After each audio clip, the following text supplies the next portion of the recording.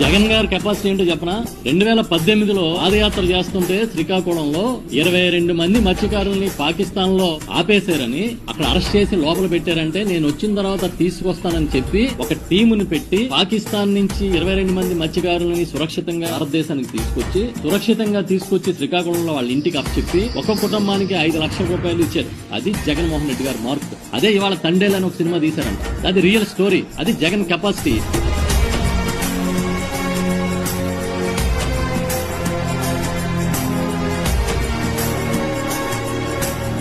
జగన్ అనే వ్యక్తి ఒక మాట చెప్తే జగన్ చేస్తాడు అని చెప్పి ఇవాళ